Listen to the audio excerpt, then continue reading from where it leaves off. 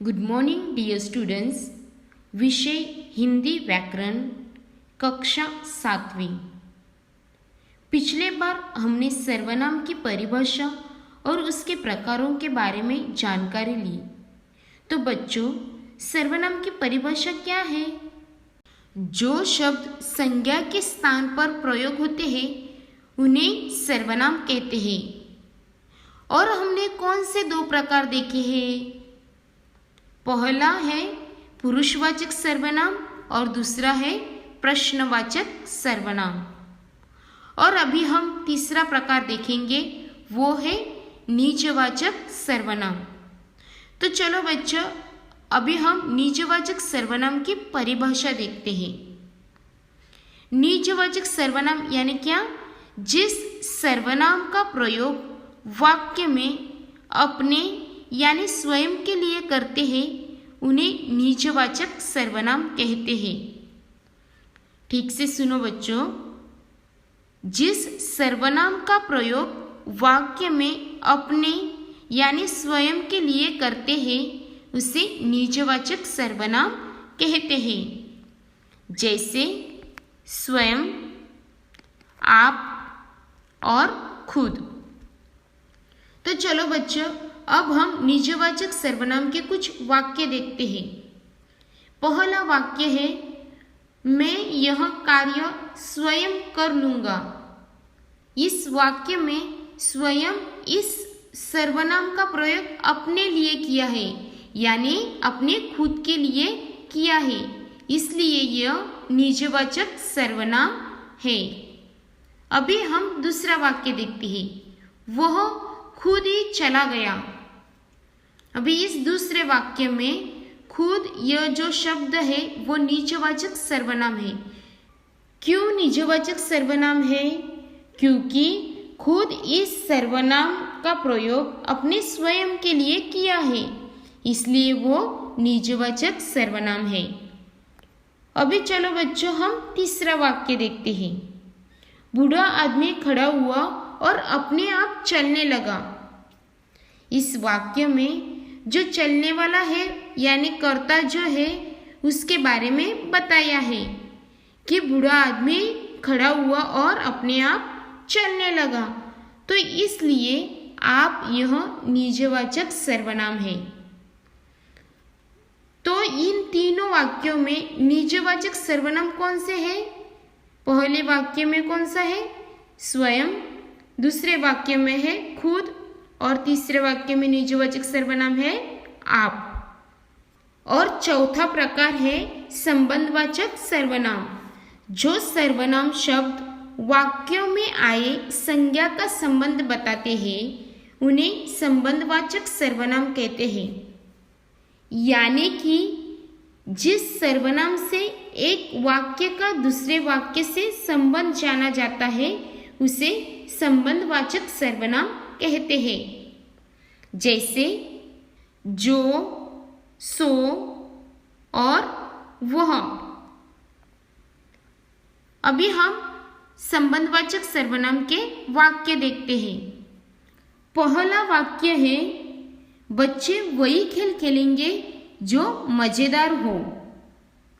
दूसरा है, जो परिश्रम करेगा वो सफल होगा। और तीसरा वाक्य है, जो ईमानदार है ईश्वर उसी की मदद करता है। तो बच्चों, यहाँ पर ये तीन वाक्य है, इनको जोड़ने वाला जो शब्द है वो है वही और जो। दूसरे वाक्य में है जो और वो, और तीसरे वाक्य में है जो उसी की। तो ये जो शब्द है जिनका प्रयोग इन तीनों वाक्यों को जोड़ने के लिए किया गया है, इसलिए इसे संबंधवाचक सर्वनाम कहते हैं। पांचवा प्रकार है निश्चयवाचक सर्वनाम। जो सर्वनाम किसी व्यक्ति, वस्तु या घटना का निश्चित बोध कराते हैं उसे निश्चयवाचक सर्वनाम कहते हैं। निश्चयवाचक सर्वनाम की परिभाषा क्या है? जो सर्वनाम किसी व्यक्ति, वस्तु या घटना का निश्चित बोध कराते हैं उसे निश्चयवाचक सर्वनाम कहते हैं। जैसे वे, वह, वही, यह, यही, इसे, उसी को, ये क्या है? निश्चयवाचक सर्वनाम के उदाहरण हैं। तो चलो अभी हम निश्चयवाचक सर्वनाम के कुछ वाक्य देखते हैं। तो यहाँ पर पहला वाक्य दिया है, वे हमारे दादा दादी है। इस वाक्य में निश्चयवाचक सर्वनाम क्या है? वे। इस वाक्य में वे यह सर्वनाम किसी विशेष व्यक्तियों का निश्चित बोध कराता है, इसलिए वे ये निश्चयवाचक सर्वनाम है। दूसरा वाक्य है, यह एक किताब है। इस वाक्य में निश्चयवाचक सर्वनाम क्या है? यह, क्योंकि यह सर्वनाम किसी विशेष वस्तु का निश्चित बोध कराता है, इसलिए यह ये निश्चयवाचक सर्वनाम है। अभी हम तीसरा वाक्य देखते हैं, वह मेरा घर है।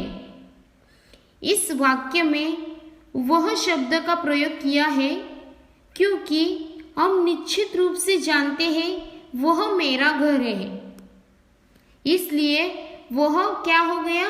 निश्चयवाचक सर्वनाम। इन तीनों वाक्यों में वे, यह, वह निश्चयवाचक सर्वनाम है। क्या है? निश्चयवाचक सर्वनाम। क्यों है ये निश्चयवाचक सर्वनाम?